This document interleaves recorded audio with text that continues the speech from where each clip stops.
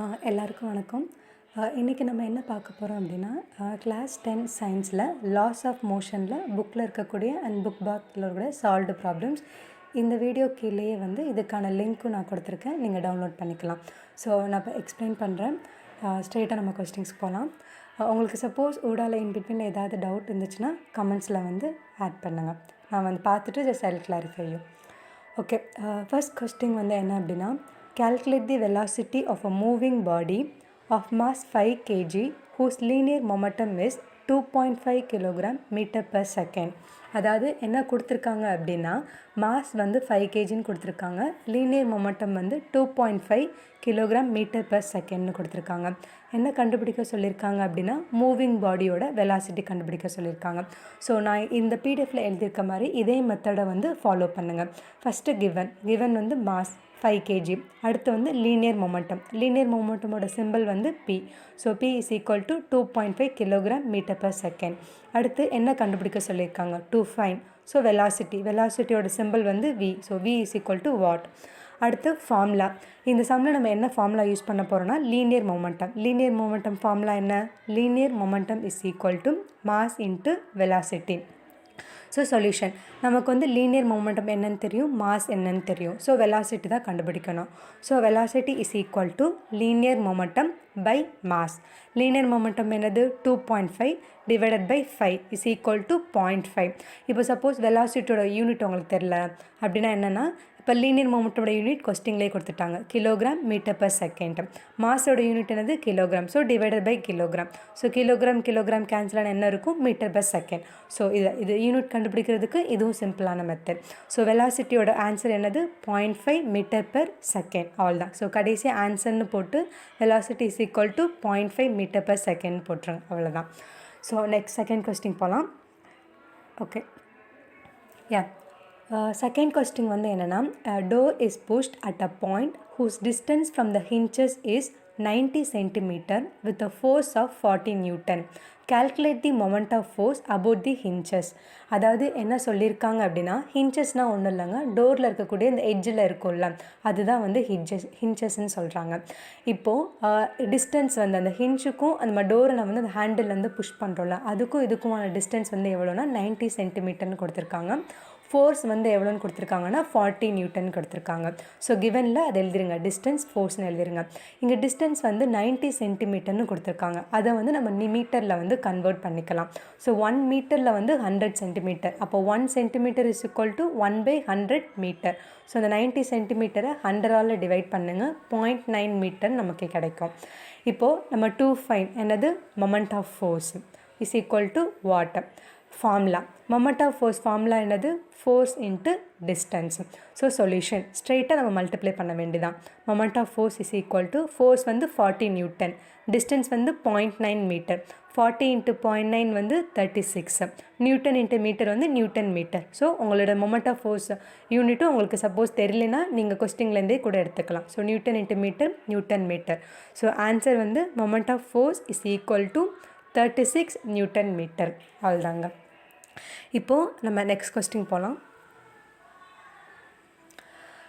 At what height from center of earth the acceleration due to gravity will be 1/4 of its value as at the earth. இந்த கொஸ்டினை திருப்பி ஒரு தடவை நான் read பண்ணுறேன். At what height from center of the earth the acceleration due to gravity will be 1/4 of its value as at the earth. First வந்து acceleration due to gravity at earth என்னன்னா 9.8 metre per second. இதுதான், இது surface of the earthல இருக்கக்கூடிய acceleration due to gravity. இப்போது இவங்க என்ன கேட்குறாங்க அப்படின்னா, 1/4, அதாவது ஆக்ஸலரேஷன் டியூ டு கிராவிட்டி 1/4. அப்போ 9.8ல் டிவைடட் பை 4 போட்டிங்க அப்படின்னா 2.7. எந்த ஹைட்டில் இந்த வேல்யூ வந்து 2.7ல் இருக்கும். அதனால் ஞாபகம் வச்சுக்கோங்க, ஆக்ஸலரேஷன் டியூ டு கிராவிட்டி வந்து எல்லா இடத்துலையுமே வந்து சேமாக இருக்காது. ஓகேவா, அந்த வேல்யூ வந்து வேரி ஆகிட்டே இருக்கும். இப்போ இவங்க கொஸ்டினில் கேட்குறது வந்து எந்த ஹைட்டில் வந்து இந்த வேல்யூ வந்து acceleration due to gravity earth வந்து 1/4 இருக்கும் அப்படின்னு கேட்குறாங்க. நான் சிம்பிளாக இங்கே ஒரு டயக்ராம் வரைஞ்சிருக்கேன்.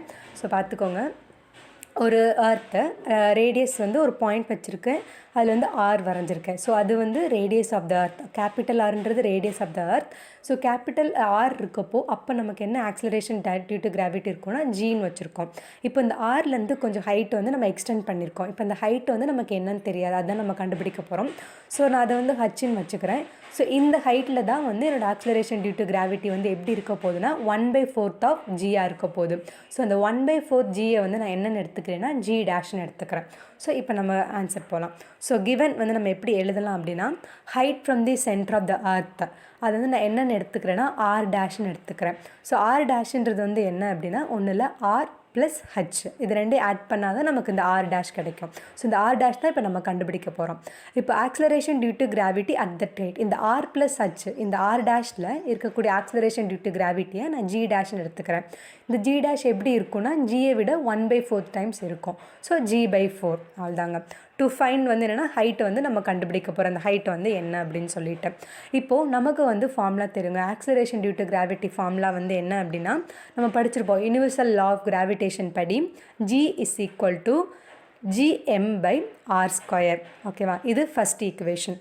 அடுத்து இப்போ நம்ம G டேஷ்க்கு எழுத போகிறோம். G டேஷ்க்கு எப்படி எழுதுவோம்? Gm/r' the whole square. ஓகேவா, இப்போது இந்த ஆர் டேஷ்ன்றது நம்ம எப்படி எழுதலாம்? ஆர் ப்ளஸ் ஹச்ன்றதை எழுதலாம். ஸோ இதை சப்ஸ்டியூட் பண்ணி செகண்ட் ஈக்குவேஷனாக வச்சுக்கோங்க. ஸோ ஜின்றது ஃபஸ்ட் ஈக்குவேஷன், ஜி டேஷ்ன்றது செகண்ட் ஈக்குவேஷன். இப்போது ஈக்குவேஷன் 1 வந்து ஈக்குவேஷன் 2ஆல் நம்ம டிவைட் பண்ணணும். So G/G dash is equal to Gm/r² divided by Gm/r plus h the whole square. So Gm/r² டிவிஷனில் இருக்கிறது நம்ம மேலே கொண்டு வந்தோன்னா ரெசிப்ரோக்கல் ஆகும். So r plus h the whole square divided by Gm. So இந்த Gm வந்து கேன்சல் ஆயிரும். ஸோ G/G dash நமக்கு என்னென்னு இருக்கும்?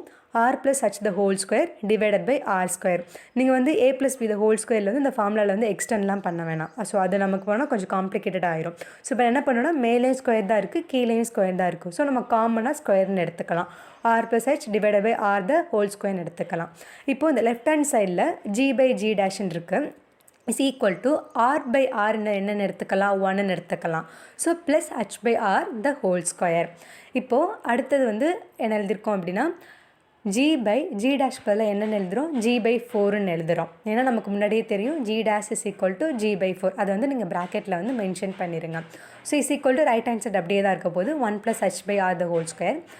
அண்ட் தென் வந்து G வந்து மேலே நம்ம கொண்டு வரோம். G இன்ட்டு G/4 4/Gன்னு எழுதிட்டு is equal to 1 + h/r the whole square. G வந்து கேன்சல் ஆயிரும்.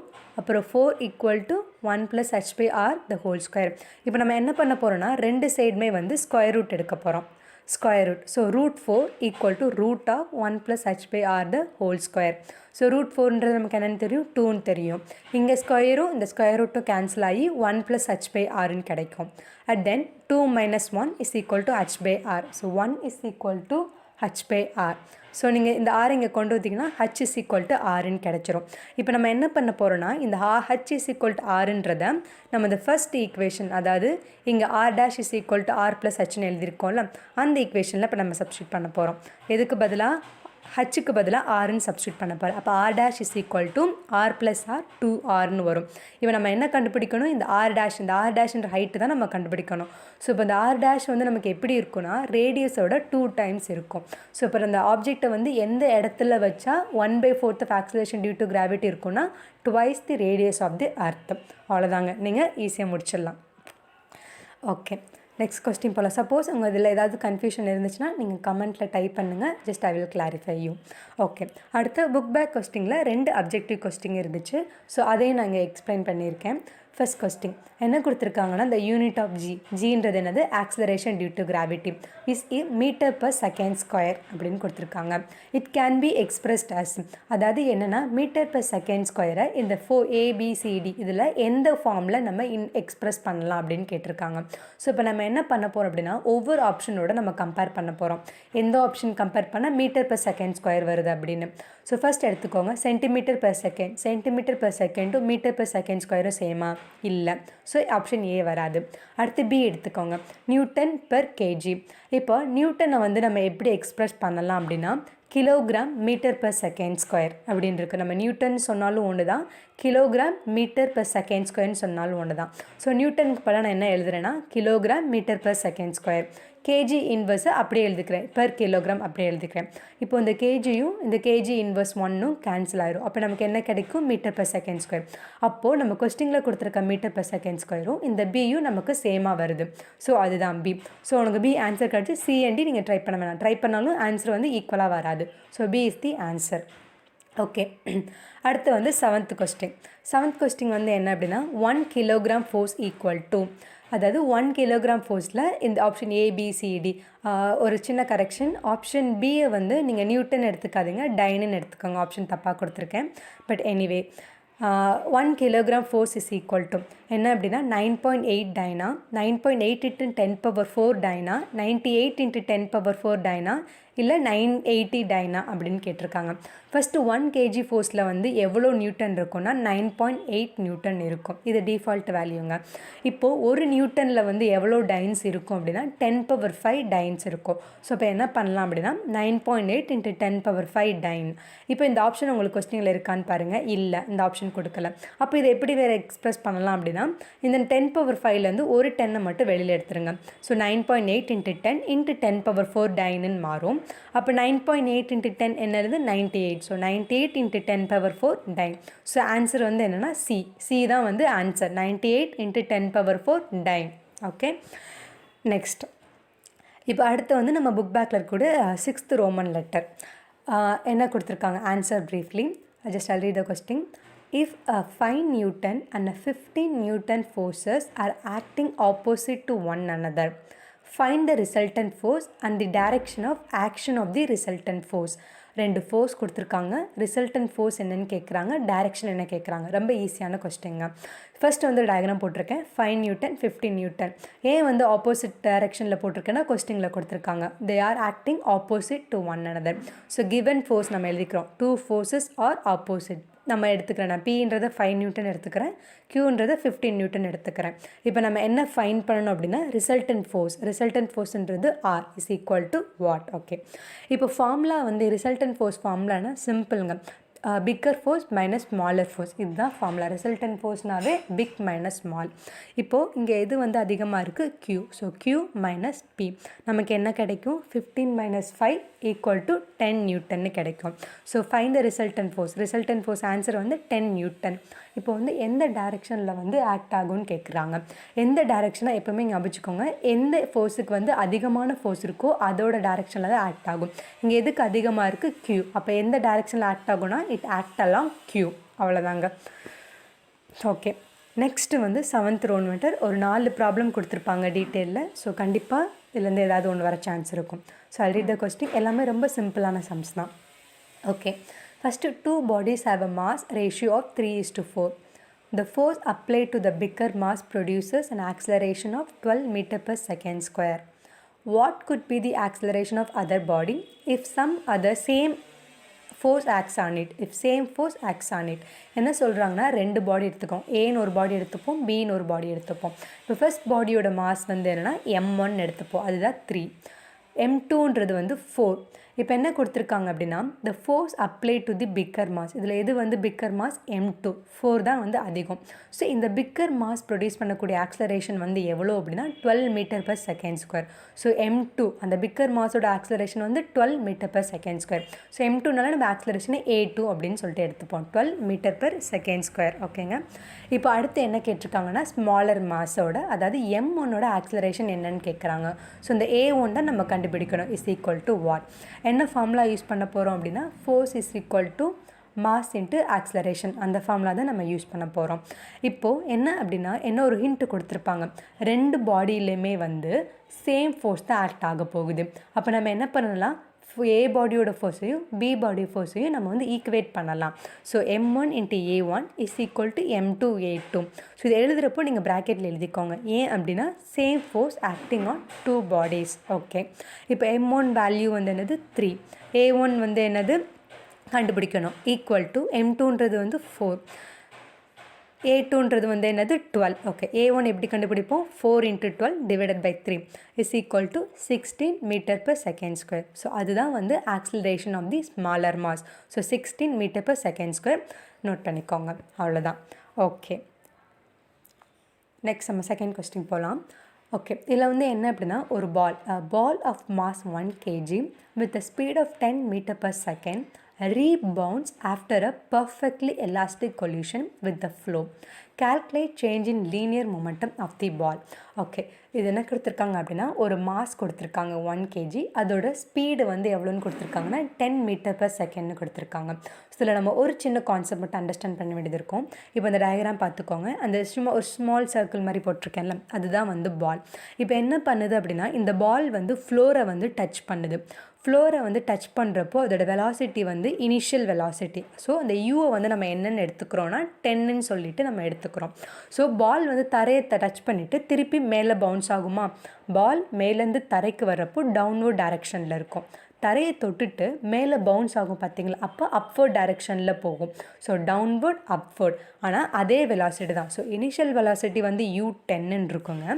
அந்த பால் தரையை தொட்டுட்டு ரீபவுன்ஸ் ஆகி மேலே போகிறப்போ அந்த ஃபைனல் வெலாசிட்டியை வந்து நம்ம -10ன்னு எடுத்துக்கணும். ஏன்னா டைரெக்ஷன் வந்து மாறுது. டவுன்வர்ட் டைரெக்ஷனில் வந்த பால் தரையை தொட்டோன்னே அப்வர்டுக்கு மாறுது. ஸோ அப்போ என்ன ஆகும்? ஆப்போசிட் டைரெக்ஷனாகவே மைனஸ் ஆபிஸாக வந்துடும். ஸோ U வந்து ஈக்குவல் டு 10, V வந்து என்னது -10 மீட்டர் per செகண்ட். அவ்வளோதாங்க. ஸோ கிவன் நம்ம எழுதிடலாம். ஸோ மாஸ் M வந்து is equal to 1 kg. Velocity of the ball before collision வந்து U வந்து 10 மீட்டர் per செகண்ட். அந்த பால் தரையை தொட்டுட்டு திருப்பி மேலே போகிறப்போ velocity of ball after collision. So V is equal to -10 meter per second.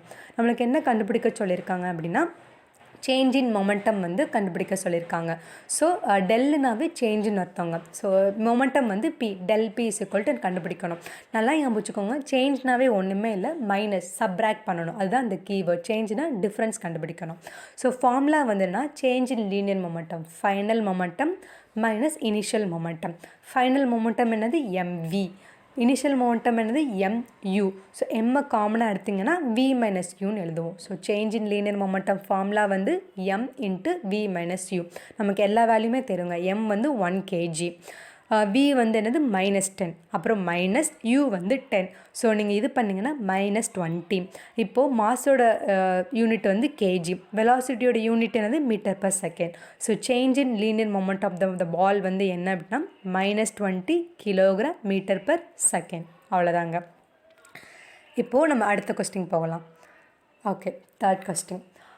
Mechanic unscrews a nut by applying a force of 140 Newton with a spanner of length 40 centimeter. What should be the length of the spanner if a force of 40 Newton is applied to unscrew the same nut?